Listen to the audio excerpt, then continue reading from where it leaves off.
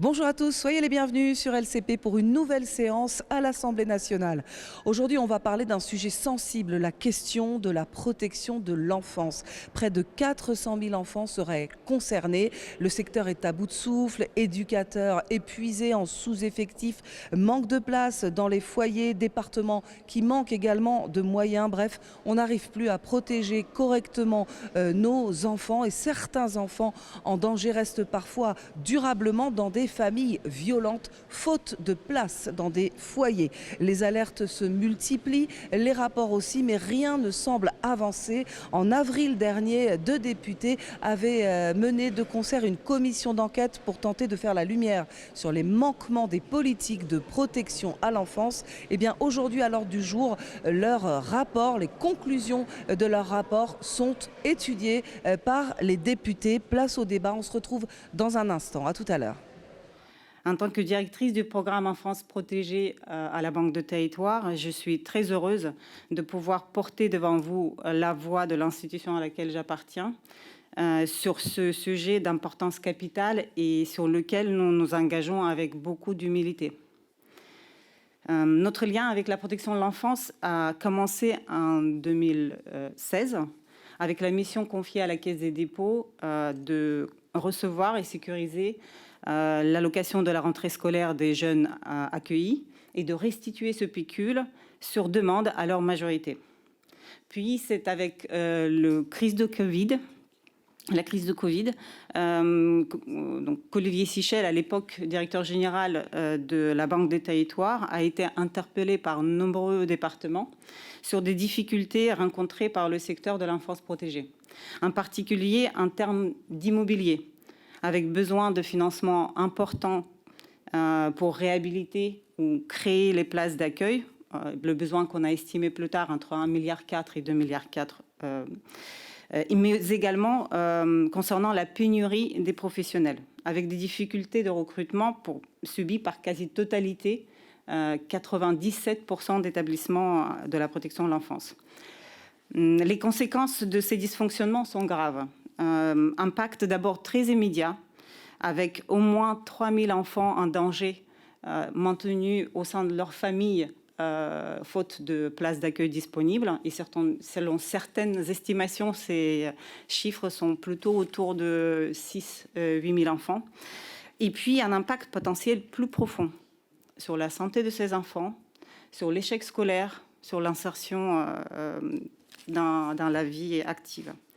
En janvier 2025, Olivier Sichel, missionné par Catherine Vautrin et Florence Dabin, a présenté un rapport comprenant 20 propositions concrètes co-construites avec les départements et les associations. Moins d'un an après, la Caisse des dépôts a mis en place 2 dispositifs complémentaires, donc un programme, Enfance protégée, que j'ai l'honneur de diriger au sein de la Banque des Territoires, et puis une association d'intérêt général, Pépinière d'avenir. Ce sont 2 dispositifs au service d'un même objectif, fédérer les acteurs de la protection de l'enfance ou autour de projets concrets permettant à la fois d'améliorer les conditions d'accueil et d'accompagnement des jeunes, mais aussi améliorer les conditions d'exercice pour les professionnels. Le programme Enfance protégée mobilisera 550 millions d'euros d'ici la fin 2028 pour accompagner le secteur, via notamment notre offre de prêt, et j'y reviendrai, mais aussi avec des moyens supplémentaires en ingénierie et en investissement. Et ce, sur 4 grands axes.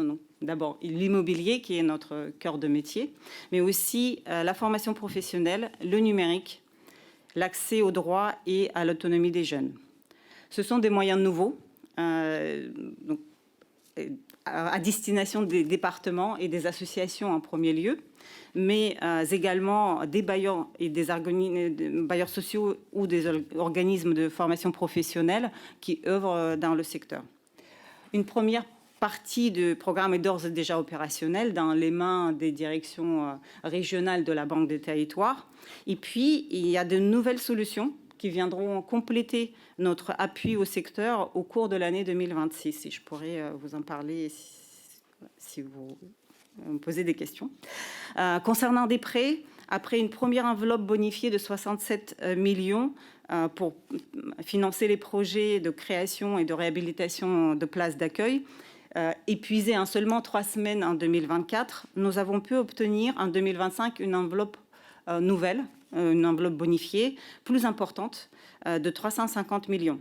Avec ces moyens renforcés et notre offre de financement existante, nous souhaitons impulser la construction et la rénovation d'environ 7000 places d'ici 2028, et ça correspond à environ un tiers des besoins de financement dans le secteur. Et puis je ne peux pas terminer sans parler du pécule des jeunes confiés et des efforts déployés récemment pour améliorer sa restitution. Très rapidement, en octobre 2025, une campagne d'information individuelle qui a été menée donc, avec la CNAM, la CNAF et la CCMSA a permis d'envoyer 24 000 mails aux jeunes majeurs n'ayant pas réclamé leur pécule. Et donc, ça nous a permis de recevoir des nouvelles demandes qui étaient soumises de coup pour réclamer le pécule. Et donc, au total, en 2025, 11 607 jeunes qui ont pu recevoir leur pécule, alors que d'habitude, c'est autour de 7 000. Voilà. Nous sommes donc, vous l'avez compris, en phase d'action. Vous compléterez vos réponses dans les questions qu'on vous posera, parce que là, il faut que je vous coupe, vous êtes à 6 minutes. Vous m'excusez. Je vous remercie. La parole est à présent à Madame la Première vice-présidente, Emmanuelle Coin. Monsieur le Président, Mesdames et Messieurs les députés, Mesdames et Messieurs, le rapport de la commission d'enquête de l'Assemblée nationale est venu confirmer ce que les départements disent depuis longtemps. La protection de l'enfance, si elle est une compétence des départements, est une responsabilité partagée, car un enfant confié va à l'école, a besoin de soins ou de loisirs. C'est avec beaucoup d'engagement que Départements de France s'est approprié ce rapport et a installé un comité de suivi. Ce dernier a d'ailleurs eu plusieurs échanges avec Madame la rapporteure de mai à octobre. Une task force de 10 vice-présidents en charge de l'enfance a travaillé sur ces 92 recommandations. 48 ont reçu un avis favorable, 10 nous paraissent prioritaires, 15 relevant plutôt des bonnes pratiques sont déjà engagées ou mises en œuvre. 8 ont un avis défavorable pour des raisons budgétaires ou d'atteinte à la libre administration de notre collectivité. 22 plutôt défavorables, 8 demandent des compléments et bien sûr le reste est encore en cours de discussion et de travail. Si nous voulons poursuivre ce travail au regard de la nature même des recommandations, nous avons besoin de la présence de l'État en interministériel dans ce comité. Je pense aux questions de santé, d'éducation nationale, mais aussi des règles d'urbanisme qui viennent rencontrer ce qui vient de nous être présenté. Sur les avancées, nous conduisons un travail autour du projet de loi Enfance, un projet que nous portons avec espérance. Nous saluons aussi le travail de concertation approfondie du révision du décret sur les pouponnières de 1974. Sa mise en œuvre n'est pas simple, mais c'est un devoir pour nous pour répondre au mieux aux besoins des tout-petits. Sur le système d'information honorabilité, il est généralisé depuis le mois d'octobre. Il nous faudrait l'étendre aux tiers de confiance. Ça n'a pas été prévu dans la loi Taquet et nous l'appelons de nos vœux. Des expérimentations sont en cours et sont suivies par le groupe de travail enfance présidé par Florence Dabin sur la prévention dans le Var et sur les assistants familiaux en Gironde. Nous croyons en la force de l'expérimentation dans l'innovation sociale sous réserve qu'elle se fasse dans de bonnes conditions financières et qu'elle soit évaluée sérieusement, amendée si besoin, avant toute généralisation. Tant en prévention qu'en protection, ces politiques exigent des ressources financières et humaines suffisantes. Force est de constater que les présidents manquent cruellement des unes et des autres. Et pourtant, c'est une préoccupation majeure pour tous les présidents de département. Si chaque parcours est singulier, nombre d'entre eux sont à la croisée de politiques publiques, handicap, santé mentale, justice pénale. On peut regretter, votre rapport le souligne, que la protection de l'enfance soit laissée trop souvent seule face à des situations complexes. Un quart des enfants confiés seront en double vulnérabilité. Certains placements ne sont motivés que par l'absence de réponse adéquate à l'handicap de l'enfant et font craquer les familles, si vous me permettez cette expression. Nous avons des événements indésirables graves en augmentation dans nos MEX et malheureusement, nous accueillons de plus en plus de situations de jeunes multi-réitérants relevant de la PJJ. On ne peut se demander à un éducateur spécialisé de l'ASE d'être à la fois éduc-psy et éduc-PJJ. La juste réponse ne peut être que pluridisciplinaire. Les départements prendront toute leur part. Nous devrons faire mieux puisque nous ne pourrons pas faire plus. Un outil d'évaluation, département de France IGAS, d'autodiagnostic est en cours. Il nous permettra d'acter nos forces, mais aussi de repérer nos faiblesses afin de les corriger.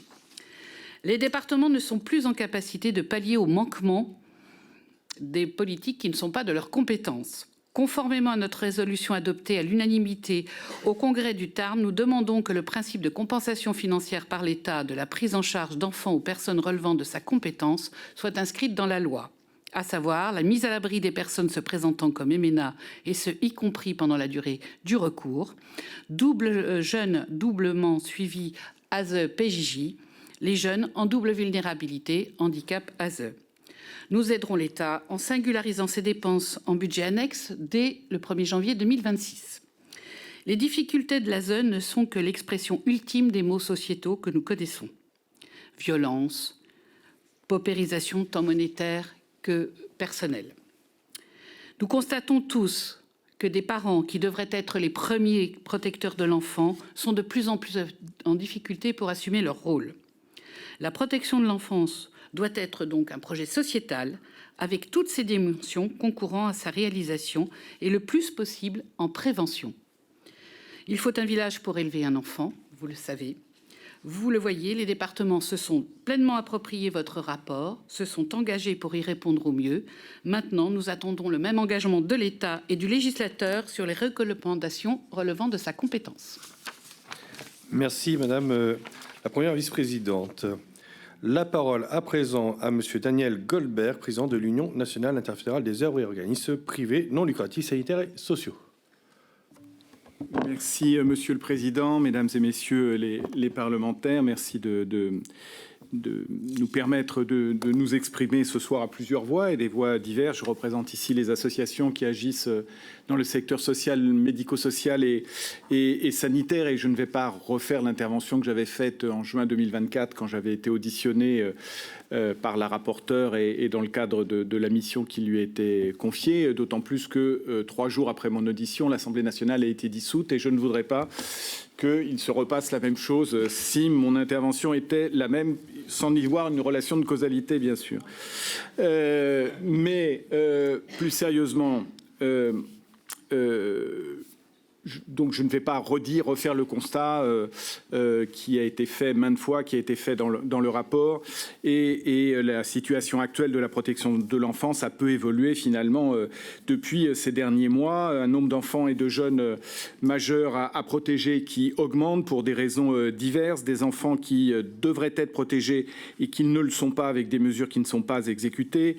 Des délais d'attente très importants dans certains départements pour les accompagnements à domicile et des situations qui se dégradent, des enfants parfois victimes de violences dans les lieux de protection, des postes vacants nombreux, des lois inégalement mais dans l'ensemble trop partiellement mises en œuvre et des décisions parfois des départements dictées par des considérations budgétaires, ce que l'on peut comprendre, mais qui pour les associations pose évidemment un certain nombre de questions et des enfants protégés enfin qui souffrent toujours du manque de moyens dans des secteurs connexes de la protection de l'enfance. Ma précédente intervenante en a parlé et qui ne sont pas répondues. Et par ailleurs, des tensions qui augmentent aussi dans les relations entre les associations et les autorités publiques dans un certain nombre de départements. Je pense notamment aux Bouches-du-Rhône ces derniers temps avec des situations qui se dégradent avec des refus d'accompagnement de jeunes majeurs. Qu'est-ce qui a été fait depuis la publication du rapport ? Du côté du gouvernement, je me félicite aussi du décret Pouponnière qui comporte plusieurs avancées qui s'appuient sur un accompagnement budgétaire prévu dans le PLF 2026, enfin quand il aura ou s'il est voté, ce qui est suffisamment rare en protection de l'enfance pour le souligner. Mais néanmoins, en dehors de cet accompagnement budgétaire, jusqu'à présent, le projet de loi de finances pour 2026 ne prévoyait pas d'efforts particuliers pour la protection de l'enfance, avec même des crédits en baisse sur certains aspects par rapport à 2023. Le côté positif aussi que je voudrais signaler, c'est le portage plus important du point de vue du côté du ministère de la Justice. Et pour notre part, nous nous en félicitons puisque la protection de l'enfance est fortement judiciarisée et cette implication est donc fondamentale. De votre côté, mesdames et messieurs les parlementaires, plusieurs propositions de loi. Il se trouve que demain, nous sommes aussi auditionnés dans cette maison pour une proposition de loi sur le sujet de la protection de l'enfance qui marque une importance grandissante sur un certain nombre de sujets et des propositions de loi qui ont été adoptées, notamment la systématisation de la présence d'un avocat pour l'enfant en assistance éducative et une protection renforcée pour les MNA lors de la phase d'évaluation. Et puis, il y a ce qui a été annoncé, la création d'un comité de suivi consacré à la refondation de la protection de l'enfance annoncé par la ministre, qui doit intégrer une représentation parlementaire. Et il ne vous étonnera pas que l'UNIOPS, représentant les associations qui mettent très largement en œuvre les politiques publiques pour le compte de l'État et des départements dans le champ de la protection de l'enfance, que nous demandions à être représentés aussi dans ce comité de suivi.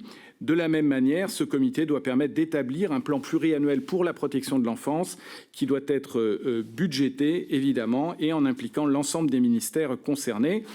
De notre point de vue, pour vous dire les choses, il n'y aura pas de bonne protection de l'enfance s'il n'y a pas une politique de l'enfance, avec sans doute un ministère qui serait consacré, dans lequel la protection de l'enfance serait un des pans.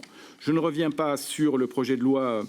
La ministre en parlera sans doute, sur lesquels nous avions travaillé avec sa prédécesseure Catherine Vautrin. Je signale néanmoins que, par exemple, sur la généralisation des comités départementaux de la protection de l'enfance qui est annoncée, il s'agit d'appliquer la loi finalement, puisque les CDPE étaient une mesure déjà annoncée et leur généralisation serait quelque chose de positif. Et enfin, vous dire aussi que pour ce que nous en connaissons aujourd'hui, ce n'est pas avec le contenu de cette nouvelle loi qui permettra à coup sûr de sortir de la crise de la protection de l'enfance que nous connaissons et que j'ai décrite au début de mon intervention, avec des freins qui ne sont pas levés, qui se rapportent aux précédentes lois, des questions budgétaires, des manques de moyens, des questions de formation, de la réponse aux urgences et des questions de pilotage général. Et je vais m'arrêter là, Monsieur le Président, en disant qu'on a besoin, en tant qu'association, qui, encore une fois, opérons les politiques publiques pour le compte de l'État et des départements, de voir un peu clair sur ce qui va se passer et qu'un certain nombre de décisions annoncées, et je m'arrête complètement là, puissent être mises en œuvre. Je pense par exemple au comité des métiers socio-éducatifs annoncé par Jean Castex, alors Premier ministre, le 18 février 2022 et qui n'a pas été mis en place. Merci. Merci, Monsieur Goldberg. Nous en venons aux questions. La première question va être posée par Madame Isabelle Santiago, du groupe socialiste et apparenté, à l'initiative de ce débat. Je vous remercie. Monsieur le Président, je vous remercie. Madame la première vice-présidente du conseil départemental représentant l'ADF, Madame la directrice du programme Enfance protégée de la Banque des territoires et Monsieur le Président de l'UNIOPS. Écoutez, moi j'avais fait une petite intervention. En fait, comme on n'a que 2 minutes et que vous êtes intervenu, je vais vous poser du coup directement quelques questions, tout en vous remerciant en ce début d'année de rentrée, de nous honorer de votre présence. C'est un plaisir de pouvoir échanger avec vous. Vous connaissez l'attachement qui est le mien à suivre de manière vraiment très prégnante autant avec l'administration d'État que les ministères, l'ensemble des ministères en interministériel, et avec vous tous, l'ensemble des sujets de la protection de l'enfance suite au rapport de la commission d'enquête qui, je crois, pour une fois, d'une est historique sur le fond, de deux a posé très clairement les problématiques. Nous avons évoqué bien évidemment la question du décret des pouponnières. Je voudrais savoir concrètement comment sont une des problématiques majeures, c'est qu'aucune des lois ni des décrets souvent posés ne sont mis en œuvre en protection de l'enfance. Je pense que c'est lié bien évidemment à ce qu'on a pu démontrer dans la commission d'enquête, à savoir une dilution de l'ensemble des responsabilités. Et très récemment, avec l'enfant tendu, on l'a vu, je suis allée rencontrer l'association, je l'ai trouvée, et je la connais bien, d'une pauvreté absolue dans sa direction, dans son pilotage, et y compris dans la rareté des professionnels qui aujourd'hui sont formés. Tout ça est historique. Il y a des gens qui sont là depuis très longtemps, sans aucune formation, pas de normes. Le décret pouponnière, s'il existe, c'est parce que j'ai fait une alerte nationale. Ça faisait 50 ans que personne s'était posé la question, alors qu'on avait des bébés pour un adulte, 30 bébés, ce qui a horrifié l'ensemble des personnels, des gens avec qui on pouvait en parler, alors que cette réalité était déjà connue et factuelle. Et pourtant, je porte une grande attention à Madame Simone Veil, qui en 1974 avait fait ce décret, et je la respecte. Mais la réalité, c'est que nous avons une connaissance en sciences et en clinique de l'enfant qui aujourd'hui nécessite des vraies réponses. J'aimerais donc que vous puissiez nous dire comment est évalué, tant pour les associations que les départements, y compris la Banque des Territoires, au travers du bâti, comment la question de ces enfants, dans leur prise en compte, va être prise, y compris en matière de santé, dans l'environnement dans lequel ils vont vivre. Je vais commencer la réponse. Donc, nous partageons les préoccupations qui ont été étayées dans le rapport, et donc on a également constaté qu'on se rejoigne entre voilà, le rapport de la commission d'enquête et le rapport d'Olivier Sichel. On se rejoigne à la fois dans les constats, mais aussi dans les solutions. Il y a des sujets comme accompagnement des acteurs de secteur pour construire, réhabiliter les structures d'accueil, renforcer l'accès au pécule, contribuer à répondre à la crise d'attractivité du secteur. Il nous semble effectivement très important de répondre à ces manquements qu'on constate aujourd'hui en termes des conditions d'accueil. Et donc l'urgence absolue aujourd'hui, c'est d'adapter les conditions d'accueil, effectivement créer des places là où il manque aujourd'hui, mais aussi surtout adapter le parc à la fois au public qui l'accueille. Voilà, on n'accueille pas dans les mêmes conditions les bébés et les adolescents. Il y a aussi des enfants en multiples vulnérabilités. Et puis il y a tout simplement les usages d'aujourd'hui, le respect de l'intimité, les plus petites entités, et au-delà même de là où les enfants dorment, tous les espaces communs donc, sur lesquels il faut travailler. Et nous, on y croit qu'en agissant sur l'immobilier, on va agir aussi sur le changement des pratiques. Et donc, il y a bien sûr aussi le sujet de formation. Donc, il faut des personnes pour accueillir et accompagner les enfants dans ces locaux-là. Et le sujet de formation professionnelle est très important et c'est un des axes du programme. Je m'arrête là parce que c'est 2 minutes. Merci. À la base, c'est 3 minutes pour tout le monde, mais j'ai compris que ça allait déborder. On va s'arranger. Quelqu'un veut reprendre ? Oui, je vais rebondir parce qu'effectivement, je rejoins ce que vous avez dit, madame. Le projet architectural doit être la traduction du projet de service, du projet d'établissement, c'est indispensable. Permettez-moi de vous parler de la pouponnière de Côte d'Or, puisque je la connais bien, Simone Veil. Vous voyez, comme quoi la boucle est bouclée. Ce sont des petites unités avec un mobilier extrêmement doux. Tous les revêtements sont pensés, tous les mobiliers sont pensés à la douceur, parce que c'est important aussi d'avoir quelque chose de très matriciel, si vous me permettez ce vocabulaire. Nous avons des petites unités, hein, c'est vraiment des petits îlots pour les tout petits. Nous avons aussi prévu des lieux où il y a des cuisines, des lieux de toilette où on peut accompagner les parents pour l'apprentissage des premiers gestes, parce que pour certains, ça a besoin d'une aide à la parentalité pour préparer un retour possible. Et puis, bien sûr, aussi un lieu d'accueil dédié pour l'adoption et le premier contact entre les parents adoptants et le petit né sous le secret. Parce que c'est ça aussi, une pouponnière. Il s'y passe plusieurs projets différents et c'est très important.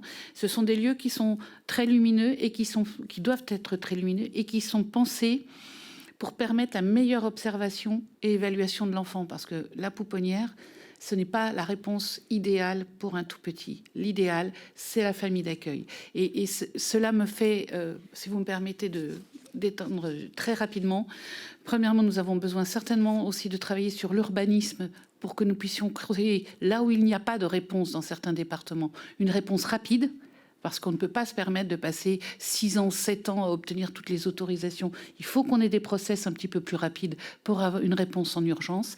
Et deuxièmement, je pense aussi que nous aurions besoin, pour des solutions comme SOS Village, enfin, nous n'avons que 2 opérateurs. Et c'est un vrai sujet pour nous. Et nous aimerions pouvoir avoir plus d'opérateurs pour pouvoir avoir une diversification des réponses de manière à adapter la réponse au projet de vie de l'enfant et de ses parents. Merci, Madame Coin. Vous voulez aussi réagir? Quelques mots, et si vous me permettez, je vais élargir par rapport au décret pouponnière, parce que c'est assez révélateur, ça a été dit d'ailleurs par vous, Madame Santiago, comme les 2 personnes qui sont avec moi ici. C'est assez révélateur, c'est-à-dire que la question qu'on doit se poser, c'est comment en est-on arrivé là? D'abord, quel est le constat que l'on fait? Pourquoi il y a des besoins en augmentation pour les tout petits enfants, comme plus généralement jusqu'aux jeunes majeurs? Et puis dire quand même... Et je le dis tout en étant tout à fait conscient des faits extrêmement graves qui ont été rapportés ces dernières semaines, que le système de la protection de l'enfance, depuis qu'il a été bâti, il a des résultats. Et il a des résultats en accompagnant quantité de jeunes qui n'auraient pas de solution du tout sans cela. Ça ne veut pas dire que tout est parfait, il faut évidemment, et qu'il y a des cas absolument dramatiques qu'il faut condamner. Mais il faut aussi dire que ce système, avec ses grandes faiblesses, il arrive à accompagner des enfants pour lesquels le cadre familial ne permet pas aujourd'hui de les faire grandir. Une fois qu'on dit tout cela, on parle du décret pouponnière, on pourrait parler du décret taux énorme qui, lui, n'est jamais sorti et qui pose aussi une question, c'est-à-dire si demain matin le décret était pris, je me retourne vers ma voisine de droite qui devrait le financer et je sais très bien pour les associations et je me définis pas complètement comme opérateur, c'est-à-dire pour concevoir des projets autour de l'enfant et pour avoir une qualité d'accompagnement auprès de l'enfant, il faut évidemment avoir des professionnels nombreux, plus nombreux, mieux formés, avec une qualité de vie au travail. On a une accidentologie aussi dans nos métiers de l'action sociale très importante, plus importante que dans le BTP aujourd'hui, et qui permettrait, si vous voulez, de ne pas connaître les situations dramatiques que l'on a vues avec des gens qui n'avaient pas aujourd'hui la formation nécessaire pour accompagner des mineurs en difficulté et les accompagner en leur laissant la possibilité aussi de choisir leur parcours de vie avec des cas très difficiles qu'ils ont pu connaître. Donc c'est ça la question. Et ça, moi je vous le dis, en tant qu'association, on peut contribuer au débat, mais à un moment donné, il faut que l'État, les départements, les autorités publiques tracent une trajectoire et dans laquelle nous qui accompagnons, qui mettons en œuvre ces politiques publiques sur le terrain, on saura comment se disposer. Et c'est là la question qui est posée du point de vue des associations qui, je le dis par ailleurs, sont en très grande souffrance organisationnelle, mais aussi budgétaire depuis de nombreuses années maintenant. Merci. Pour le groupe EPR, la parole est à Madame Liliana Tanguy. Merci, Monsieur le Président. Mesdames et messieurs, je vous remercie pour votre présence et pour vos interventions très éclairantes. En tant que membre de la commission d'enquête sur les manquements des politiques publiques de protection de l'enfance, j'ai souhaité revenir sur les suites données à son rapport dont l'utilité fait consensus. Les auditions que nous avons menées ont mis en lumière des dysfonctionnements structurels persistants J'ai notamment rencontré des assistantes familiales dans ma circonscription, dans le Finistère, qui m'ont fait part de pas mal de difficultés, notamment la prise en charge de jeunes qui présentaient des troubles du comportement. Je me suis également penchée un peu plus sur la question de la prostitution des jeunes mineurs, notamment dans le cadre de la protection de l'enfance. Et j'ai également interpellé lors de son audition Madame Michèle Créoff, vice-présidente de l'Union pour l'enfance, qui a rappelé avec force que si des outils juridiques existaient bel et bien, leur mise en œuvre demeure trop souvent insuffisante. Alors, je voudrais ici rappeler que trop de jeunes sortent encore de l'aide sociale à l'enfance sans accompagnement réel et sans stabilité, parfois sans logement ni ressources. Et cette rupture, cependant, n'est, à mon sens, pas une fatalité. Elle résulte davantage d'un défaut de coordination institutionnelle et d'un accompagnement trop fragile pour permettre à des jeunes profondément vulnérables de devenir autonomes du jour au lendemain. Alors je me réjouis aussi de l'adoption de l'amendement qui a été porté par Laure Miller, présidente de la commission d'enquête, dans le PLF 2026, qui crée un fonds de mobilisation départementale à hauteur de 800 millions d'euros. Ce fonds permettra enfin aux départements de mettre en œuvre concrètement la loi Taquet et de garantir un accompagnement effectif jusqu'à 21 ans. Et c'est un signal politique fort de notre groupe politique. Mais les sorties sèches demeurent encore une réalité. Et dès lors, j'aimerais vous interroger sur 3 points. Avez-vous constaté des avancées réelles dans l'application de la loi Taquet depuis la publication de notre rapport ? Faut-il aller plus loin, comme le prévoit la recommandation 77 en portant l'accompagnement à 25 ans ? Et enfin, le contrat jeune majeur ne devrait-il pas être rendu automatique et prolongé afin de sécuriser réellement les parcours de ces jeunes privés de soutien familial ? Je vous remercie. Merci Madame la députée. Je vous laisse répartir la parole. Merci de votre question, Madame. Vous avez abordé beaucoup de sujets. Si vous me le permettez, je vais essayer de les reprendre de manière sur la problématique que vous soulignez auprès des assistants familiaux de votre circonscription. Il me semble que c'est le cœur du sujet que j'ai évoqué avec la double vulnérabilité. Et il force de constater que le handicap enfance étant la compétence de l'État, nous avons certainement à faire mieux ensemble et avoir aussi une diversité de réponses de la part de l'État sur ces questions plus étoffées.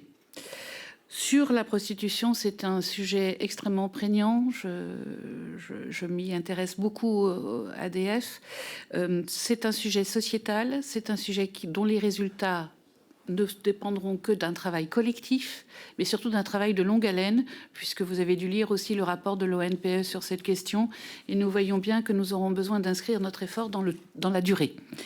Mais ça sera peut-être un sujet ad hoc, tant il est complexe et diversifié. Mais je vais me concentrer sur les jeunes majeurs. Sachez que l'augmentation des contrats de jeunes majeurs depuis la loi Taquet, c'est plus 75%. Moi, ça a peu changé dans mon département, puisque nous en faisions déjà beaucoup. Mais je me permets de mettre en perspective d'autres outils. Nous avons aussi, grâce à l'engagement des associations, nous soutenons les ADEPAP, qui sont très importants parce que certains enfants de l'ASE, ne l'oubliez pas, qui sortent de l'ASE, ne veulent plus avoir affaire à l'ASE. Donc il faut bien qu'on trouve une paire aidance ou un relais pour pouvoir passer, si vous me le permettez, les bras, pour avoir un nouveau contrat dans l'évolution du jeune. Et force est de constater que nous ne pouvons pas nous appuyer sur une politique jeune dans notre pays très élaborée. Vous me l'accorderez. Il n'y en a pas. Nous avons des certes garanties jeunes, mais enfin c'est un petit peu compliqué, vous l'accordez. Donc l'ASE, c'est un accompagnement éducatif. C'est pas simplement une solvabilisation d'un loyer. C'est un projet éducatif. S'il s'agit de simplement solvabiliser le loyer, il faut voir autre chose. Nous, on est là pour accompagner le mieux possible au niveau éducatif et au niveau de l'autonomie. Nous n'attendons pas 18 ans, je vous le rappelle, d'ailleurs ça nous a été aussi renforcé dans le cadre de la loi. Nous commençons dès l'âge de 16 ans à accompagner le jeune vers une autonomie, bien entendu, encadrée. Sur votre question de rendre obligatoire, moi je veux bien, mais c'est un majeur. C'est quand même un majeur. Vous le savez, dans le travail social, il n'est efficient que s'il y a l'adhésion de la personne. Alors bien sûr, nous travaillons à cette adhésion, mais ce n'est pas toujours facile. Donc il faut que nous ayons une pluralité, là encore, de réponses qui ne dépendent pas forcément de l'ASE. Pourquoi pas imaginer, nous avons par exemple un dispositif en Côte d'Or avec la DDCS qui s'appelle le dispositif AMI, où justement il y a une espèce de passage de bras entre le département et la cohésion sociale pour les jeunes qui ne veulent plus être des enfants de l'ASE, si vous me permettez cette caricature. Et puis il y a la DEPAP, où il y a la paire et danse, et où franchement il se passe des choses extrêmement intéressantes. Donc l'obligation, je vois bien votre motivation bienveillante, mais n'oubliez pas que le travail social a besoin de l'adhésion du sujet pour que la personne soit bien sujet de son parcours.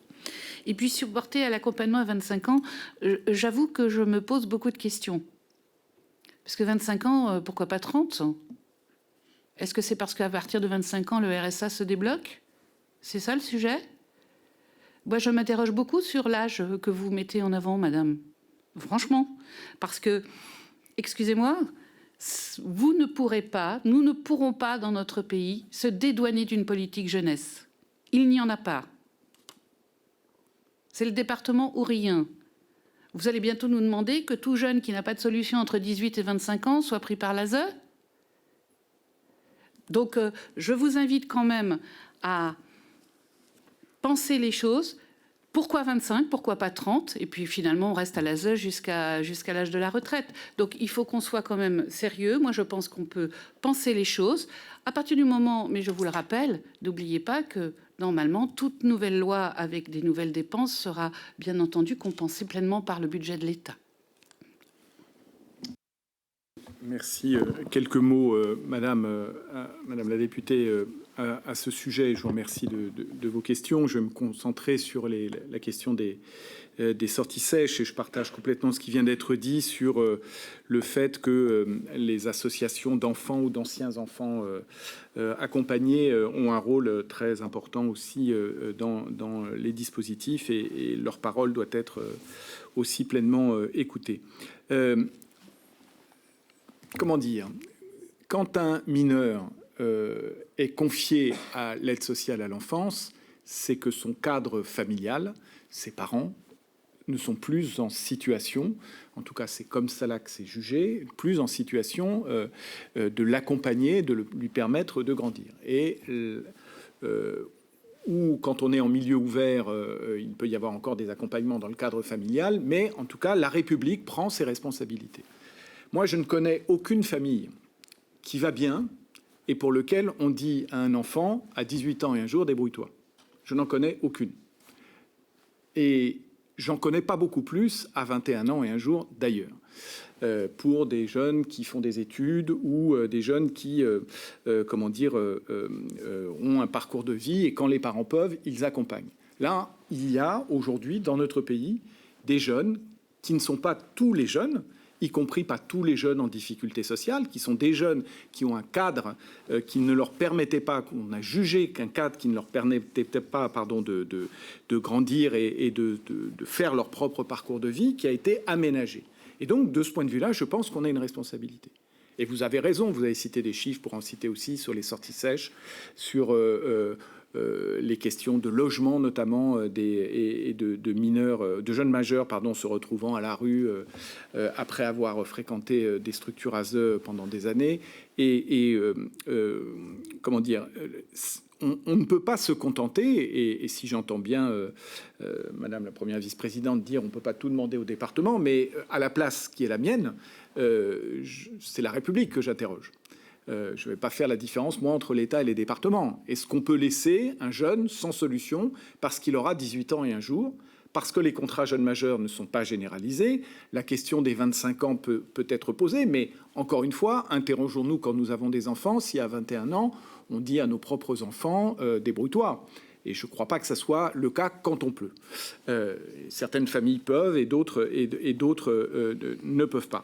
Et donc, c'est comme ça que ça doit être pensé. Alors, bien sûr, et là, je vous rejoins, on parle de majeurs à ce moment-là, et donc dans une pleine adhésion de ce qu'il aurait proposé. Mais j'allais dire il est rare que des parents puissent beaucoup imposer des choses à leurs enfants à 21, 22, 23 ans, de la même manière, même s'ils ne sont pas confiés à l'ASE. La troisième point sur lequel je voulais aller et dont vous avez parlé, c'est avant tout cela. Parce que, et là je pense qu'on se rejoint parfaitement, on a besoin d'une grande politique de l'enfance et de la jeunesse dans ce pays qui ne soit pas que une grande politique de la protection de l'enfance. C'est en ayant une grande politique de l'enfance et de la jeunesse que, dans ce cadre-là, eh bien, les mineurs qui ont besoin d'un accompagnement, d'une protection supplémentaire, trouveront leur place. Mais où sont aujourd'hui ce qu'on appelait à l'époque les maîtres E et les maîtres G dans les réseaux d'aide et de soutien aux élèves en difficulté, des enseignants qui avaient une formation supplémentaire, je parle en classe banale, pour repérer des premiers dysfonctionnements? Où sont les dispositifs de type CMPP généralisé? La santé mentale, grande cause nationale, a été prolongée en 2026. On sait bien les manques qu'il y a de ce côté-là. Et je pourrais multiplier les exemples comme ça, et je m'arrête. Mais c'est en pensant globalement l'ensemble des mineurs et de ce pays et des jeunes majeurs qu'on trouvera une solution la plus adaptée pour celles et ceux qui dépendent de la protection de l'enfance. Je vous remercie. Vous voulez rajouter quelque chose? Si possible, très rapidement. Allez-y. Donc, je voulais peut-être rajouter à cela la pensée on est face à un sujet sociétal avec ces sorties sèches. Et donc, ça nécessite une mobilisation large. Et il me semble que c'est très important de mobiliser largement également la société et le secteur privé au service de ces enfants qui sortent de l'ASE. Le groupe Caisse des dépôts souhaite, à son niveau, donc avec nos moyens qui sont les nôtres, mobiliser les entités du groupe Caisse des dépôts pour proposer au département un appui dans l'accompagnement vers l'autonomie des jeunes, l'accès vers le logement, l'insertion professionnelle, bancarisation. Donc voilà, le groupe Caisse des dépôts est un groupe très, très large et avec nos différentes filiales et entités, on a des moyens à mettre en œuvre et donc on va travailler sur ce sujet en particulier en 2026 et on espère proposer ça au département d'ici la fin d'année. Je vous remercie. Madame Santiago, vous pouvez reprendre la parole. Merci beaucoup, Monsieur le Président, de me redonner la parole. Donc, évidemment, moi, je me félicite de ce débat, des propos qui sont tenus. Vous le savez, c'est une crise systémique. Si tout à l'heure, je vous ai parlé du décret pouponnière, c'était évidemment plus large, puisque du coup, j'indiquais, et je donnais cet exemple, parce que je trouve qu'il était très révélateur, c'est qu'il aura fallu attendre plus de 50 ans pour faire changer des normes. Et que tous les acteurs qui sont autour de la table ici, en tout cas pour les départements et les associations, sont comptables de cette réalité factuelle qui fait qu'à un moment donné, vous êtes aussi des interlocuteurs des services de l'État, que je partage. Il n'y a pas de vision de l'enfance et de la jeunesse en France, que nous en souffrons à travers toutes les politiques publiques. J'ai pu démontrer par ailleurs dans la commission d'enquête que je pense que la France a fait une grave erreur historique dans les années 70, c'est de séparer la santé et la question du social et du médico-social, qu'aujourd'hui nous le payons encore parce que ce sont des politiques qui sont en silo au niveau des politiques publiques et que le médico-social, la santé, il n'y a qu'à voir que la France a un retard abyssal sur les questions de l'autisme et qu'aujourd'hui, même la Haute Autorité de Santé, quand elle donne des préconisations à suivre, on a les pires difficultés à les faire accepter parce qu'il y a des réserves de professionnels formés qui ne tiennent pas compte des nouvelles connaissances en sciences. Donc, en fait, on voit bien que le pas de côté, c'est dans cette commission d'enquête ce qu'on a voulu vous démontrer à tous, et je crois que c'est là qu'il y a consensus, c'est qu'il faut faire ce pas de côté. Et ce pas de côté permet de regarder les choses vers l'avenir en se disant comment on fait pour changer ce modèle. Et la refondation qui est invitée à être travaillée, il y a d'un côté une loi qui est annoncée, en effet la PJL, mais de l'autre, on le sait, ça fait 20 ans qu'il y a des lois, depuis 2002. Et ces lois depuis 2002, pour certaines, chacune, on peut les prendre une par une, elles n'ont pas été mises en œuvre pour la plupart ou partiellement. Donc, on sait qu'une PJL à venir, elle va offrir des possibilités, mais concrètement, sur le terrain, ça va être mis en œuvre comme ça, dans un système totalement éclaté, avec autant d'associations par territoire et d'individualité de chacun.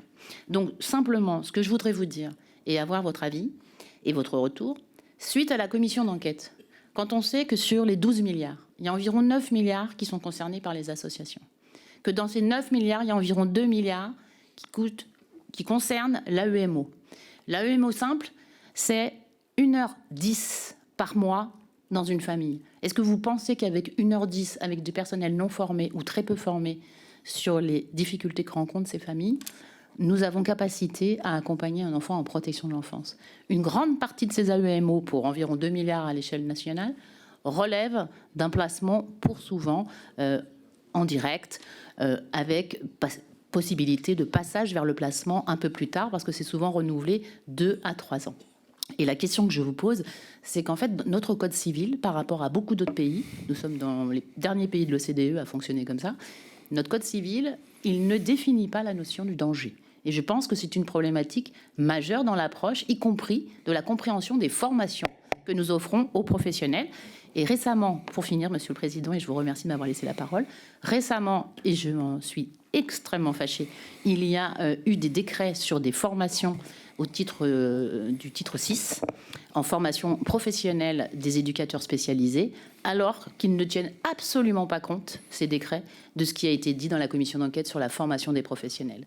Donc c'est exactement comme ça que l'État ne fonctionne pas pour le bien des enfants, puisque du coup, nous allons former de nouveau des gens qui n'auront pas les professionnels dont nous avons besoin. Merci Madame la députée. Ce que je vous propose, il y a aussi une demande de parole de Madame Tanguy, c'est que je prenne cette demande de parole, et quoi qu'il arrive, à 22h30, je serai obligé de conclure. Comme ça, vous prendrez la répartition, vous finirez, je vous laisserai répartir le temps de parole, je pense que ce sera 3 minutes chacun. Madame Tanguy, plus vous serez court, plus vous entendrez des réponses. Enfin, c'était pas forcément une question, c'était plus une remarque. Je me permets de rebondir sur une affirmation qui est qu'il y a zéro politique de l'enfance et de la jeunesse en France. Il me semble quand même qu'il faut regarder cette question de la politique de l'enfance et de la jeunesse comme une politique transversale qui existe quand même au sein de notre pays, que ça soit pour la toute petite enfance et jusqu'à l'âge de la majorité. Je pense que c'est un peu réducteur de dire que la politique de l'enfance et de la jeunesse est inexistante en France. Et je voudrais ne citer qu'un seul exemple, et pour lequel nous avons beaucoup travaillé, c'est la politique des 1000 premiers jours, parce qu'on sait très bien maintenant que la plupart des choses sont déterminantes dans cette période-là de la naissance à la toute jeune entrée dans l'enfance. Donc je pense qu'on doit quand même modérer voilà, cette affirmation à travers toute une politique transversale qui est menée dans notre pays. Merci. Merci Madame la députée. Je vous laisse 3 minutes chacun. Voilà. Je me lance alors. Non, mais rassurez-vous, j'avais bien compris la politique des 1000 jours, parce qu'avec les PMI, nous sommes bien au cœur du sujet. Mais c'était plutôt les 18-25 ans sur lequel je voulais pointer les difficultés de politique non structurée. Mais pour prendre un peu de... Comme vous nous l'avez invité, Madame Santiago, prendre un peu de recul, je pense que nous avons besoin d'une stratégie interministérielle, parce qu'on le voit bien à travers nos échanges et surtout à travers votre rapport. Nous avons besoin de travailler sur la formation, la formation initiale. On peut réinterroger Parcoursup aussi pour certaines formations. Nous pouvons voir aussi les passerelles entre les métiers. Ce sont des métiers qui touchent l'intime et qui peuvent épuiser. Donc, avoir des passerelles pour rester quand même dans des champs que l'on aime, mais pas forcément toujours dans le même mode d'exercice. Ça touchera aussi la formation des juges, des avocats, parce que le nouveau droit à être accompagné va nécessiter que nous ayons des avocats formés à l'accompagnement de l'enfant. C'est un recueil de paroles qui est très particulier. Enfin, voilà, les structures. On a bien vu aussi que l'immobilier est au service d'un projet de service, qu'il soit un immobilier en dur ou que ce soit de la visite à domicile, enfin de l'aller vers. On voit bien que tout ça, c'est des modifications de pratique qui demandent du temps. Changer une pratique, c'est très difficile. Ça demande du temps. Donc, il nous faudrait une stratégie interministérielle. On a parlé aussi, bien sûr, de l'urbanisme, mais ça touche l'éducation nationale, ça touche beaucoup de choses. Ça vient aussi heurter le handicap, l'école inclusive. On a les pôles d'appui à la scolarité qui apportent aussi de nouvelles façons de repérer les difficultés. Enfin, on voit bien qu'il y a beaucoup de choses qui bougent. Donc, on a besoin d'une stratégie interministérielle pour mettre un peu de cohérence dans tout ça et que surtout chaque loi, chaque décret, parce que vous l'avez dit, il y a une forme de logorée parfois de texte dans nos secteurs, enfin dans le secteur qui nous intéresse, dans les secteurs qui sont impactés par ce dont nous parlons ce soir. Nous avons besoin que chaque texte soit une pierre à l'édifice, que chaque décret aille vers l'idéal que nous aurons arrêté, construit ensemble. Et que nous puissions vraiment, cette fois-ci, resserrer la maille du filet pour les situations difficiles. On n'a pas besoin forcément d'une très grande révolution. On a surtout besoin d'une meilleure coopération, d'un copilotage État-département. Et puis, quand je dis État, c'est parce que, vous l'avez bien compris, santé, éducation nationale, les loisirs, l'organisation de notre cité, notre politique sur les réseaux sociaux, nous avons vraiment un grand chantier ouvert et je pense que nous avons besoin de cette stratégie interministérielle. En tout cas, sachez que Département de France est à votre disposition pour la co-construire. Le rapport, c'est un support de réflexion. Maintenant, nous avons besoin, et je l'ai dit, et je crois dans mes propos liminaires, d'une concrétisation. Excusez-moi pour ma passion.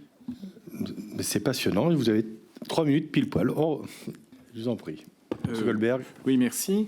D'abord, merci encore une fois pour le rapport, pour que l'Assemblée nationale ait adopté ce rapport, parce qu'il a permis aussi de mettre le point sur un certain nombre de situations et de prendre le temps d'y réfléchir et puis de poursuivre, d'avoir une droite poursuite avec cette audition et je l'espère un travail qui continuera. Madame Santiago, vous parliez des logiques de silos dont nous souffrons dans l'action sociale. Je me permets d'attirer l'attention de la représentation nationale sur les évolutions possibles des ARS, parce que c'est aussi une question qui doit être posée dans ce cadre-là. Je ne dis pas que le statu quo, moi je suis opposé au statu quo dans le domaine, mais dans le champ social, médico-social et sanitaire, ce que je sais aujourd'hui des projets qui sont en cours risque de déplacer des silos ou d'en créer des nouveaux. Donc il ne faudrait pas que cela aille dans ce sens-là. Oui, pas de grand soir, je suis d'accord, mais des petits matins pour tous les enfants qui doivent être accueillis et accompagnés.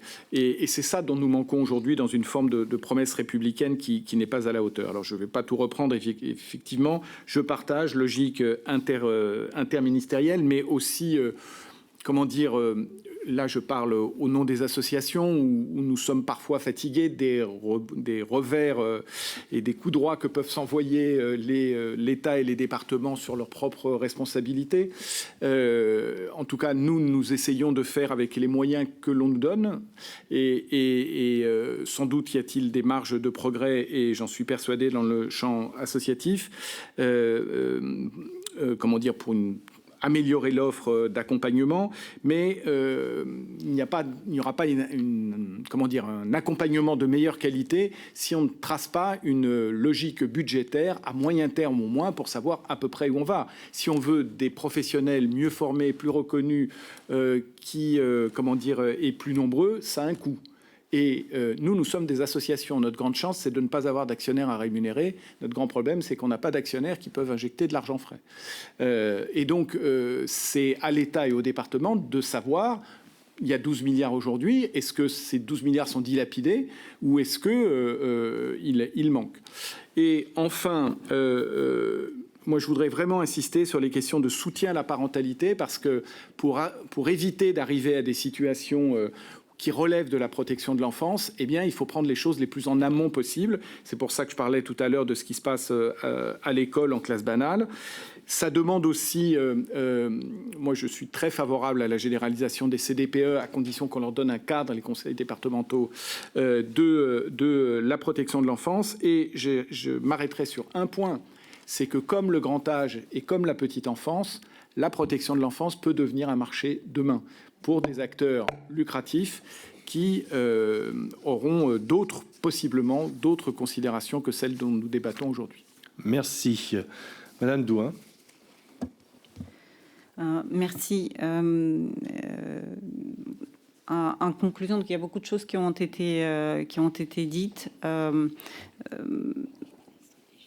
La Caisse des dépôts, donc pour reprendre notre intention, n'est pas un acteur qui intervient directement dans le secteur de l'enfance protégée. On est un soutien des acteurs, donc on travaille avec les départements, avec les associations, avec les acteurs privés, parfois, par exemple, dans le champ de formation.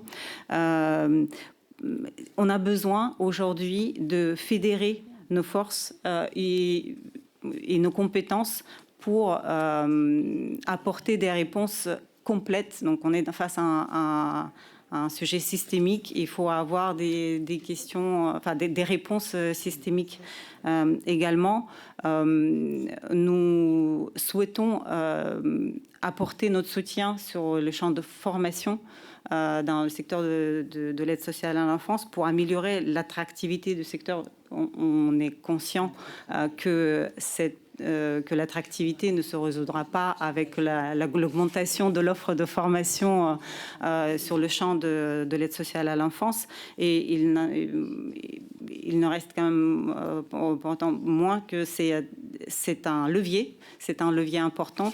Madame Santiago a relevé le fait qu'il y a des bases scientifiques qui doivent être connues des professionnels qui sont au contact avec les enfants. Donc il faut former les professionnels à ces nouvelles pratiques.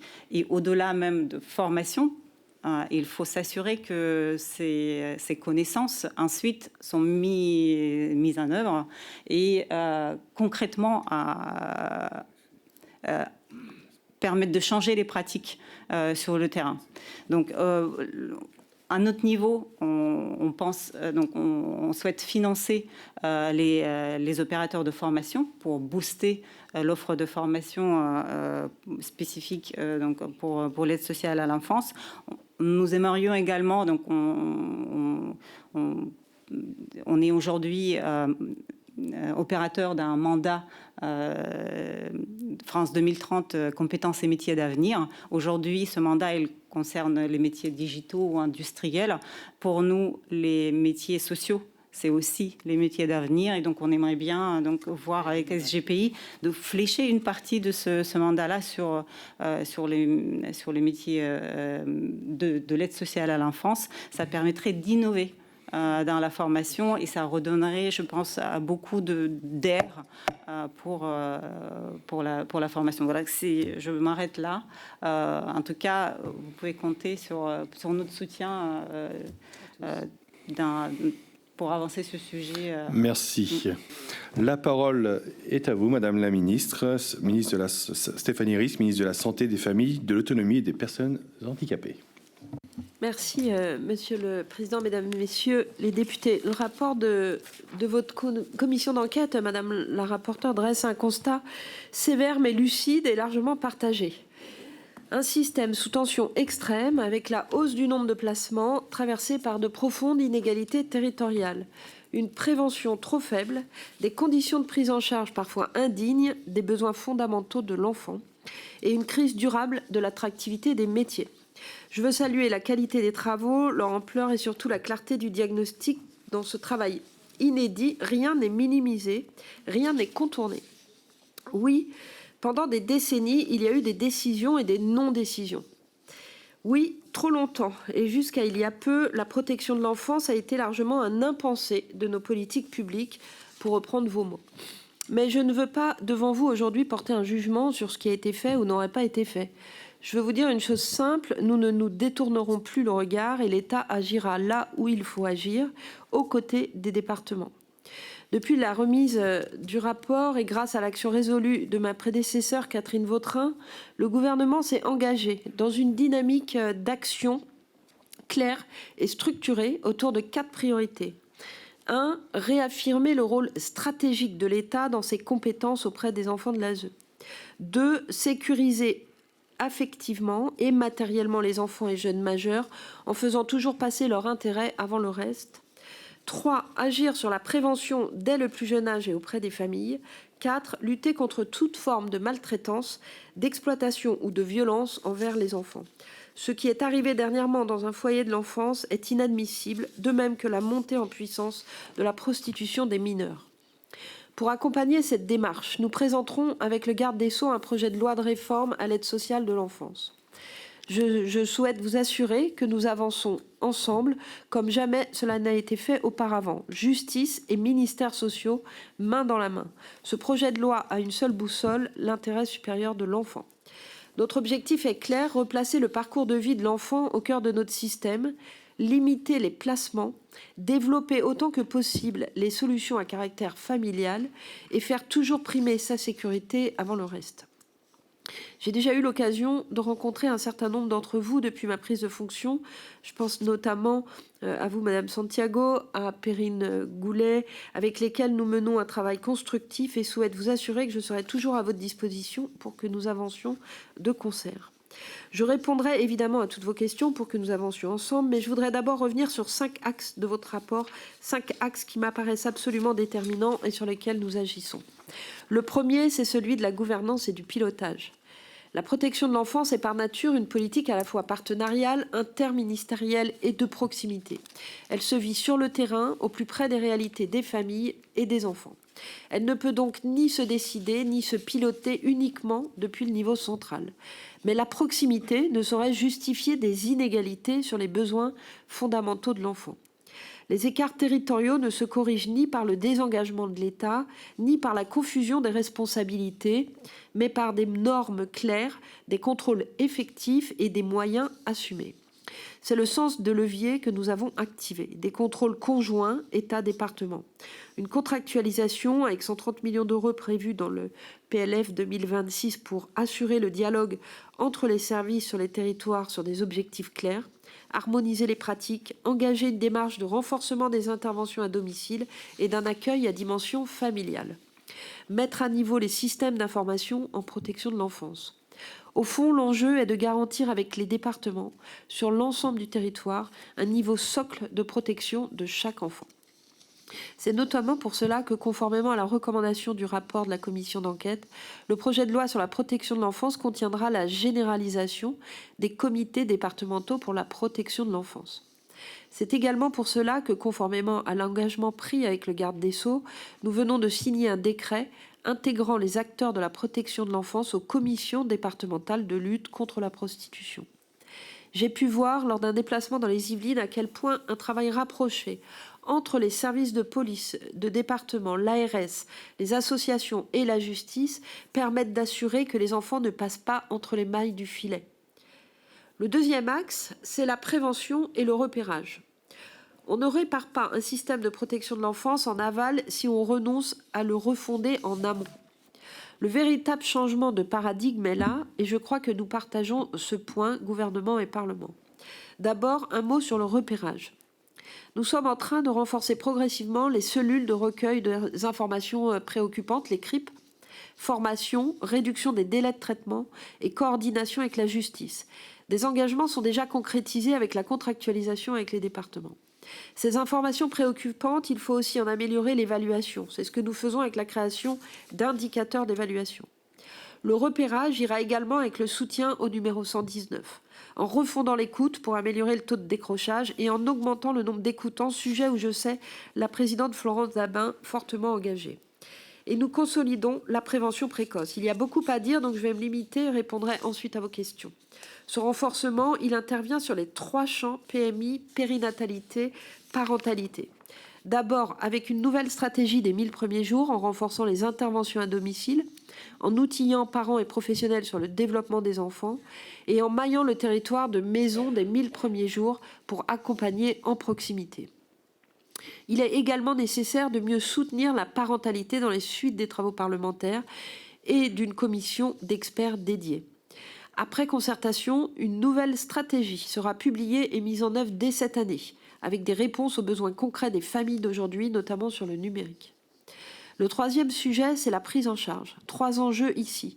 D'abord, les conditions d'accueil et revenir sur les placements hôteliers. Ils sont interdits depuis la loi Taquet de 2022 et ne devraient plus exister. Là où ils existent encore, c'est une insuffisance de l'offre. C'est pourquoi nous développons des solutions alternatives et le projet de loi actuellement en préparation prévoira l'amélioration de l'attractivité du métier d'assistant familial et le recours renforcé aux tiers dignes de confiance et accueillants, durables et bénévoles. Sur les 3 années à venir, nous prévoyons également à hauteur de 350 millions d'euros le financement de la rénovation ou construction de 7000 places en structure grâce à l'appui de la Banque des Territoires. Il nous faut également collectivement réfléchir à un renforcement des contrôles qui doit être discuté notamment en lien avec les mesures inscrites dans la proposition de loi sur l'intérêt de l'enfant portée par Perrine Goulet et les retours de la mission IGAS que j'ai initiée à la suite des événements de maltraitance récents. Le second enjeu de prise en charge, c'est la santé des enfants. On doit absolument renforcer la prise en charge de la santé somatique et psychique des enfants de l'ASE pour repérer au plus tôt leurs besoins et assurer les soins nécessaires. Les expérimentations Santé protégée et Pégase ont permis d'évaluer des dispositifs spécifiques d'organisation des soins pour les tout-petits et pour les jeunes. Elles ont permis de structurer un parcours coordonné renforcé de soins dédiés qui sera déployé en début d'année pour concerner désormais l'ensemble des enfants et des jeunes majeurs de l'ASE. Le 3e enjeu, c'est les pouponnières. Votre rapport souligne à juste titre les situations de sureffectif en pouponnières. Au-delà des avancées de rénovation que j'ai déjà citées, il faudra se rendre compte que la réglementation n'avait pas bougé depuis le décret et l'arrêté pris en 1974 par Simone Veil. Devenu obsolète, ces textes ne correspondaient plus ni à la réalité des besoins des enfants, ni aux conditions concrètes de leur prise en charge. C'est pourquoi le gouvernement a pris un décret en septembre 2025 avec plusieurs avancées majeures et principalement sur les taux d'encadrement pour les auxiliaires de puériculture qui passent à un professionnel pour 5 enfants le jour contre 1 pour 6 auparavant et à un professionnel pour 15 la nuit contre 1 pour 30 actuellement.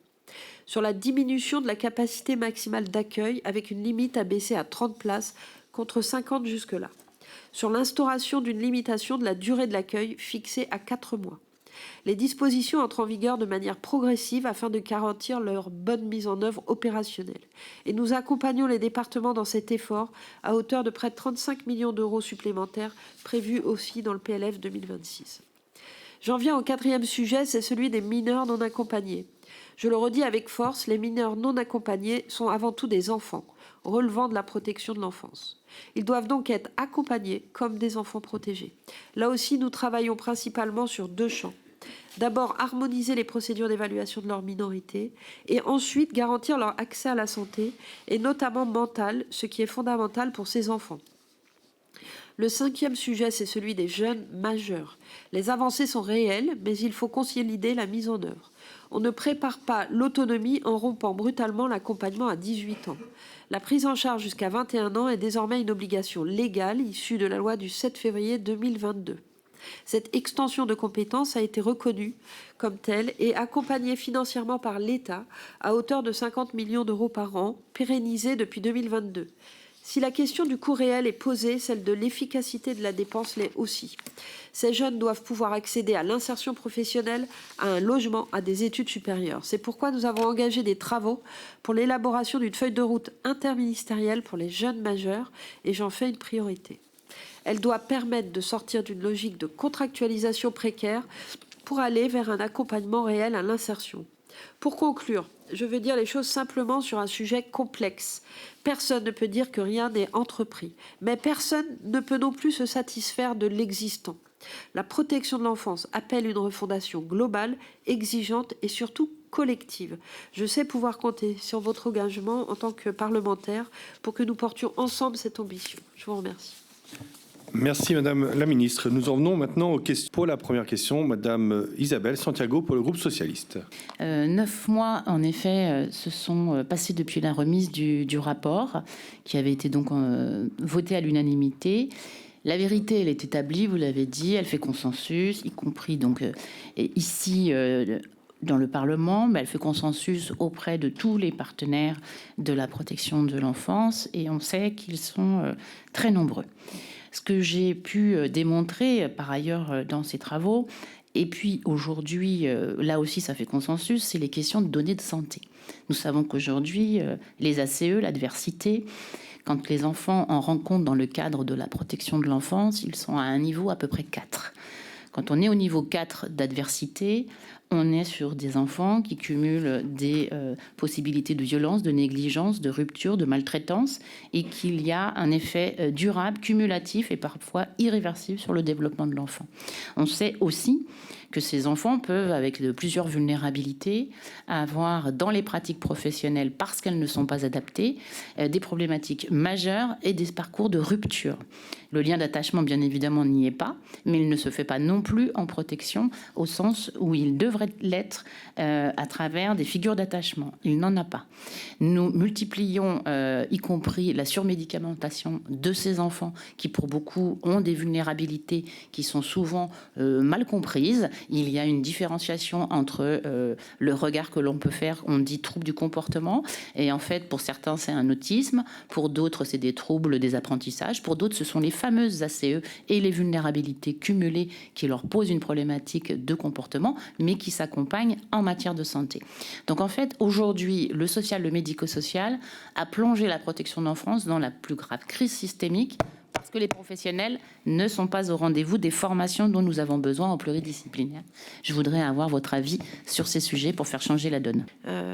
Comme j'ai pu le dire, quand je suis arrivée, j'ai généralisé les parcours coordonnés renforcés pour permettre que tous les enfants qui sont protégés puissent avoir un bilan de santé et surtout une prise en charge de leur santé somatique, physique et psychique, avec l'ensemble des examens dont ils ont besoin, des consultations, que ce soit de l'ergothérapie, du psychologue. Voilà. C'est un engagement important. Les expérimentations qui étaient faites auparavant ont montré l'importance et l'efficacité de cela. Donc cette généralisation va se mettre en place en 2026 pour tous les enfants, comme j'ai pu le dire dans mon propos liminaire, avec encore une fois, je le répète, une prise en charge de tout ce qui est nécessaire et de façon renouvelée. C'est pas un bilan le jour où ils rentrent en protection et après on les laisse de côté. Et ça, c'est vraiment important, avec bien sûr un financement de coordination associée. C'est des parcours de coordination avec de la coordination qui est indispensable, et avec aussi un soutien aux mesures, au centre, je pense au centre Astéria de Madame Gréco, qui montre une efficacité dans la prise en charge des cas les plus graves.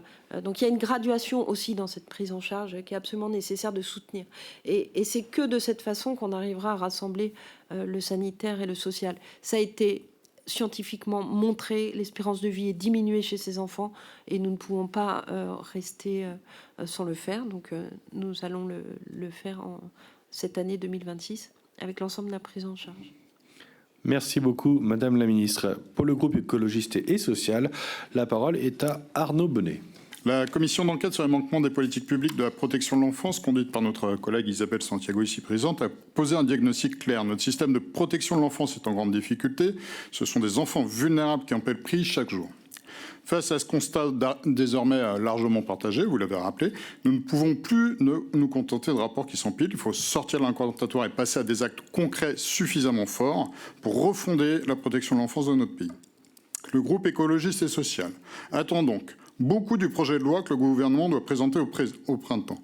Mais ce texte ne pourra être à la hauteur que s'il est construit avec celles et ceux qui font vivre la protection de l'enfance au quotidien. Professionnels, évidemment, les associations. D'ailleurs, Monsieur le Président de l'UNIOPS, Daniel Goldberg, le rappelait tout à l'heure. Les anciens enfants placés, dont les alertes et les revendications doivent être enfin prises avec tout le sérieux qu'elles méritent.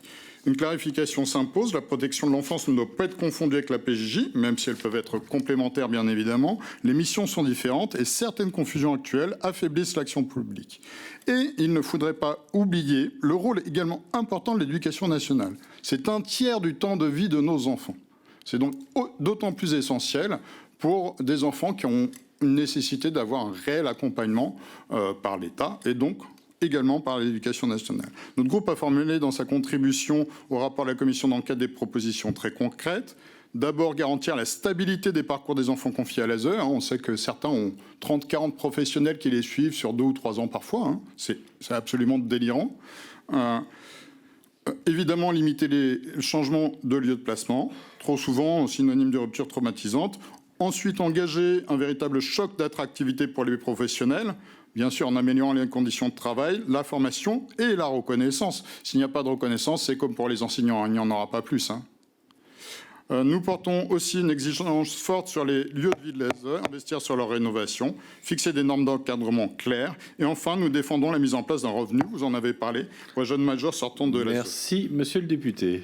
Plusieurs remarques dans votre prise de parole. La première, c'est évidemment ce projet de loi est concerté avec les acteurs. D'ailleurs, l'UNIOPS fait partie des groupes de travail qui sont mis en place pour travailler sur ce projet de loi que nous présenterons avec le garde des Sceaux, je l'espère, très prochainement.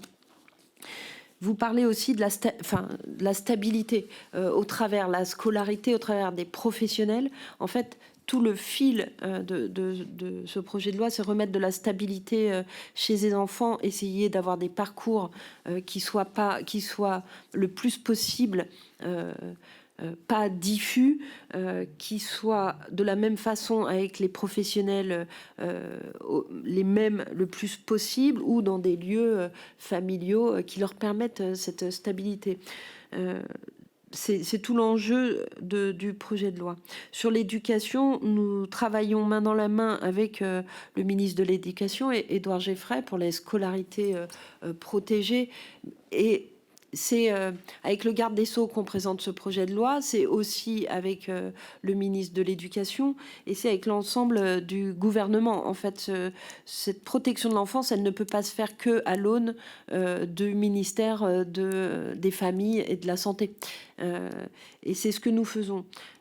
Ensuite, vous avez parlé du renouvellement des bâtis. Vous savez, l'investissement, notamment avec l'aide de la Banque des territoires, pour le nombre de places qui sont rénovées pour que ces enfants soient dans des lieux d'une qualité de vie la meilleure possible. Et nous continuerons ces investissements. Je crois que j'ai répondu à tous les points. Merci, Madame la Ministre. Pour le groupe EPR, Madame Tanguy. Merci, Monsieur le Président. Madame la Ministre, merci d'être parmi nous et de nous éclairer sur la politique à venir. Vous avez parlé tout à l'heure de la politique des 1000 jours.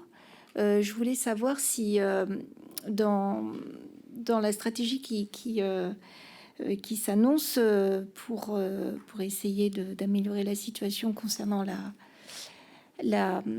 les placements. Est-ce que cette politique de la toute petite enfance, est-ce qu'elle a un effet positif pour justement prévenir les placements?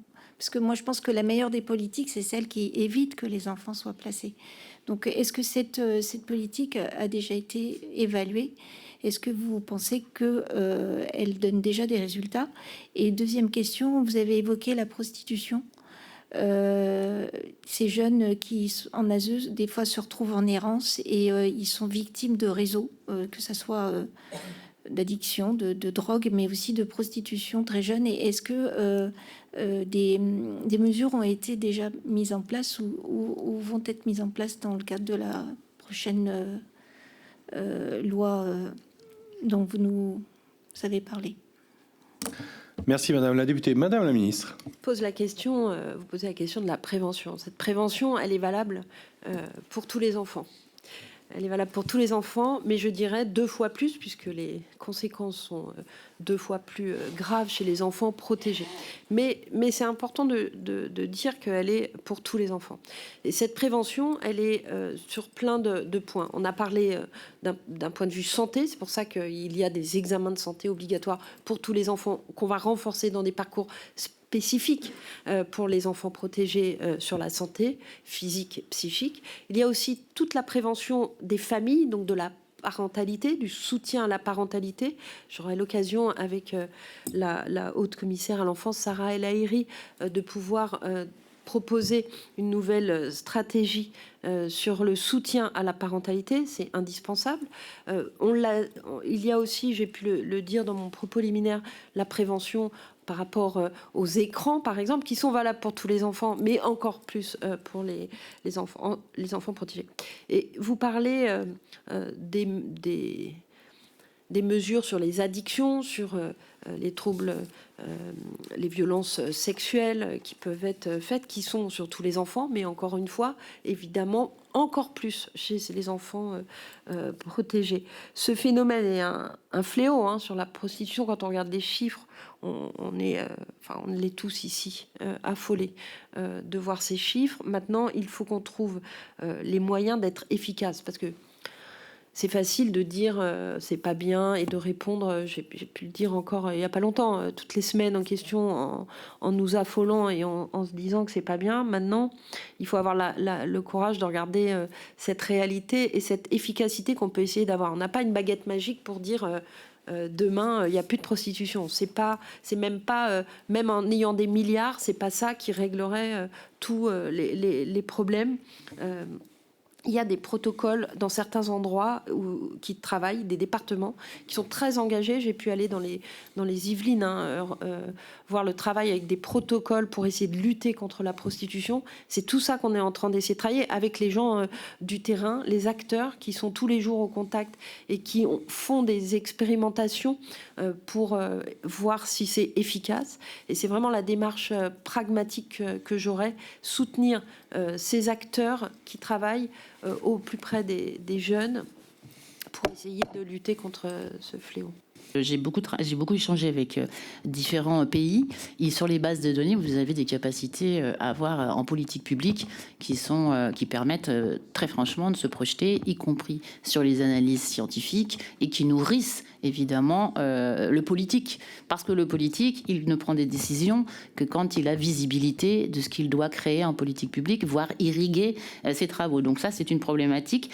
Et j'ose vous le dire, et je l'ai écrit dans le rapport, et mes collègues en sont témoins, nous avons pu voir que Olympe n'était pas forcément l'outil qui allait permettre d'avoir cette base de données que nous attendons, même si elle met un peu de temps à arriver.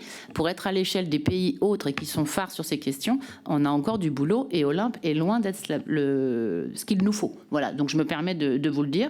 Dernière question que je voulais vous poser, même si évidemment j'en aurais beaucoup, mais on a l'occasion de travailler ensemble, donc on pourra poursuivre tout ça. Mais en tout cas, ce qui est certain, c'est que je veux vous dire aussi que j'ai été extrêmement surprise et très mal à l'aise de découvrir que suite à la commission d'enquête, dont on a dit il y a consensus sur les travaux, de faire ce pas de côté, de découvrir qu'au mois d'octobre a été signé des décrets, des travaux sur la formation professionnelle du titre 6 qui concerne plusieurs diplômes, dont celui d'éducateur spécialisé. Et ça, je vais vous le dire, signer des décrets avec la DGCS à la manœuvre sur des documents comme cela, qui sont contraires à ce qu'on dit et qui fait preuve dans le rapport de la commission d'enquête, qu'on ne peut pas continuer sous cette forme-là de formation. Pour moi, quand la DGCS fait ce genre de décret et qu'elle travaille et qu'elle les sort en octobre, pour moi, c'est d'une gravité absolue. Parce que ça ne répond pas à ce que nous avions demandé collectivement, c'est-à-dire qu'il y a un vrai problème de formation et que la protection de l'enfance ne peut fonctionner que sur 2 jambes. D'un côté, les professionnels qui accompagnent les enfants et, comme vous l'avez dit, qui sécurisent leur parcours et donc qui ont une montée en compétences sur plein de sujets aujourd'hui nécessaires, et pour autant des enfants que nous allons accompagner par le bâti, par plein de choses que vous avez évoquées. Mais cette question de la formation qui va engager sur plusieurs années, alors qu'on a dit qu'il fallait sortir de Parcoursup, qu'il fallait être bon dans les formations, qu'il fallait une formation initiale et continue, mais aussi un socle de connaissances.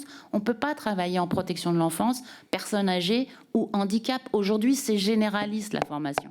Ce n'est plus acceptable et je regrette, et j'attends du coup vos réponses sur le fait qu'en octobre de ce mois-ci, de l'année passée, il y a quelques mois, la DGCS s'est permis de signer des décrets qui sont contraires à ce qu'on a écrit. Merci Madame la députée. Madame la ministre. Bon, même si c'était juste avant mon arrivée, je suis solidaire avec ce qui a été signé avant, bien évidemment. Je dois dire que ces décrets, ils ont été concertés et salués par certains représentants syndicaux. J'ai aussi lancé, vous le savez, une mission qui va permettre aussi d'avancer sur les pratiques existantes et sur, du coup, comment améliorer ces formations par rapport aux spécificités des formations de la protection de l'enfance. Alors, Madame Santiago, allez. C'est juste un rebond. En fait, je voudrais juste qu'on soit bien d'accord. Vous savez que quand on sort des décrets qui sont liés aux formations, j'entends que des organisations syndicales ont pu dire qu'elles étaient d'accord. Je ne remets pas ça en cause. Je remets en cause le fait que l'on puisse relancer pour des années une formation qui ne correspond pas à ce dont les besoins des enfants. Tant qu'on va rester sur un système, c'est pas la même chose que d'aller travailler dans le handicap, ni chez nos grands seniors dans la dépendance. On ne peut pas continuer à avoir des jeunes de Parcoursup qui arrivent en protection de l'enfance par 8e choix. Dans les écoles actuellement, il n'y a que 4000 élèves, tellement la formation c'est un 8e choix. Et du coup, ils ne restent pas dans les écoles. La situation est d'une gravité absolue. Ça a amené le privé lucratif à entrer en masse dans ce secteur, comme ça s'est passé pour les crèches, comme ça s'est passé sur les personnes âgées. Ce qui se passe sur la question professionnelle est absolument importante et majeure. Donc, oui, peut-être qu'il y a des gens qui étaient d'accord pour signer ce décret. Moi, je dis que c'est absolument gravissime qu'on ne sorte pas Parcoursup de ce système, que l'on soit en capacité de continuer à faire une formation de base où vous pouvez travailler dans n'importe quel secteur sans que on puisse être spécialisé en protection de l'enfance sur les 1000 premiers jours, sur le psychotraumatisme grave, sur les questions de l'autisme, des apprentissages, du développement de l'enfant. C'est pas la même chose qu'un métier sur le grand âge, et ni même le handicap. Et ça, tant qu'on va rester comme ça, et qu'on signe un décret d'application pour la rentrée scolaire de septembre 2026 ou 27, je me dis, on marche sur la tête, et dans ce cas-là, notre rapport n'a pas de sens. C'est ça que je veux vous dire. Voilà pour les temps forts de ce débat sur la question sensible de la protection de l'enfance et notamment sur le rapport remis par les députés Laure Miller et sa collègue socialiste Isabelle Santiago qui ont planché sur les manquements des politiques en matière de protection de l'enfance au titre de leur commission d'enquête. C'est la fin de cet épisode. On se retrouve très vite, même lieu, même heure, au cœur de l'Assemblée nationale. À bientôt.